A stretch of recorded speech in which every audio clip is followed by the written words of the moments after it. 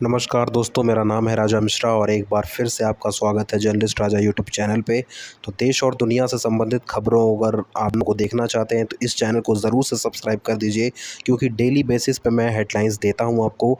तो आज भी कुछ हेडलाइंस लाया हूं, तो चलिए आपके सामने पेश करता हूं। भारतीय सेना में एक और नया लड़ाकू विमान शामिल हो चुका है। ये जो लड़ाकू विमान है उसका नाम है नागास्त्र 1 और यह भारत के नागपुर में बनाया गया है। तो भारतीय सेना का ब्रह्मास्त्र बंद दुश्मनों का काल बनने वाला है नागास्त्र 1। नागपुर की कंपनी ने सेना को सौंप दिया है यह ब्रह्मास्त्र। इसे बनाने में काफ़ी वक्त लगा है और इसका जो खेप है बहुत ज़्यादा मात्रा में बनाया गया है ताकि दुश्मनों से लड़ा जा सके। भारतीय सेना को मिला पहला आत्मघाती ड्रोन। 30 किलोमीटर इसका रेंज है, यानी 30 किलोमीटर के दायरे में मार गिरा सकता है दुश्मनों को। इसका 2 किलो विस्फोटक लेकर भी उड़ सकता है अपने साथ।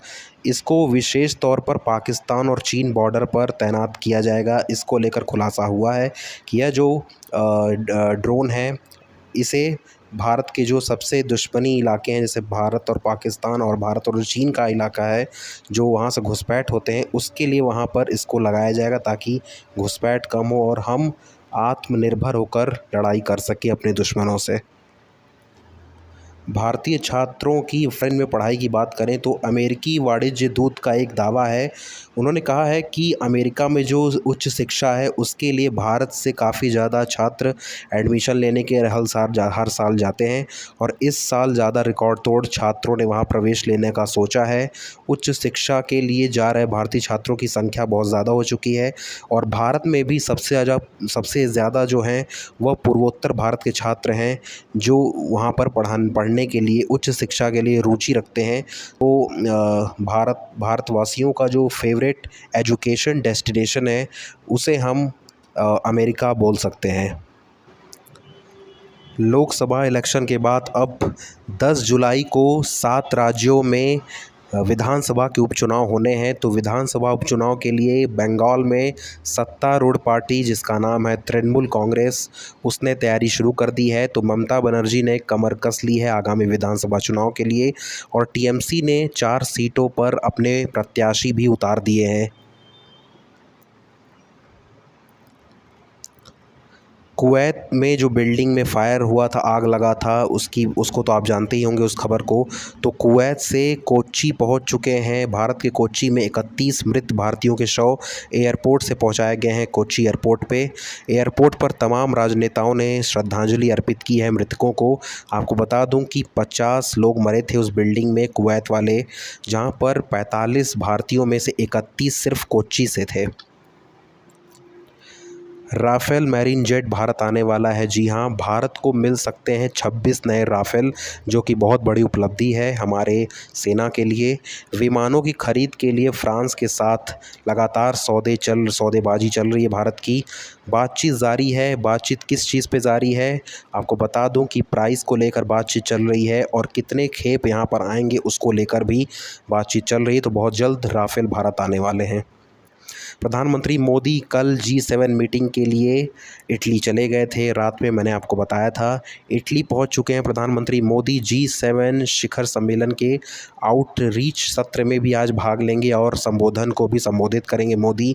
वही कई अहम बैठकें करेंगे जिसमें आर्टिफिशियल इंटेलिजेंस और ऊर्जा को लेकर भी बातचीत चलेगी सभी देशों में, जिसमें Britain, America, France, Germany, Bharat शामिल हैं।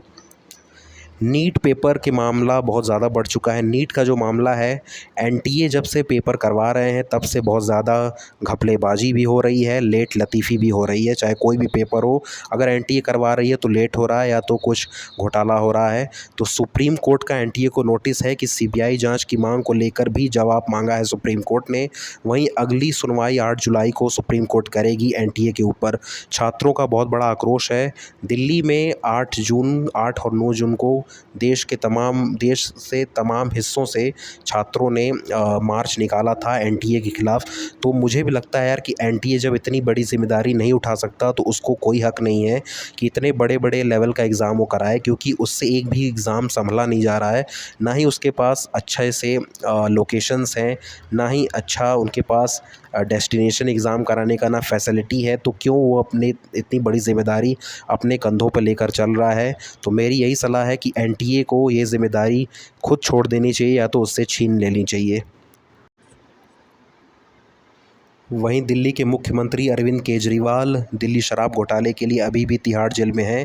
केजरीवाल अपने पत्नी के सामने मेडिकल टेस्ट कराना चाहते हैं। राउज एवेन्यू कोर्ट में याचिका लगाई गई है उनके मेडिकल टेस्ट के लिए। कल सुनवाई होगी जिसके ऊपर। वहीं 19 जून को जुडिशियल कस्टडी उनकी ख़त्म होने वाली है। आपको बता दूं कि उनका जो वज़न है वह 7 किलो कम हो गया था जेल में, जिसके बाद से आम आदमी पार्टी के कार्यकर्ताओं ने याचिका दायर कर कहा है कि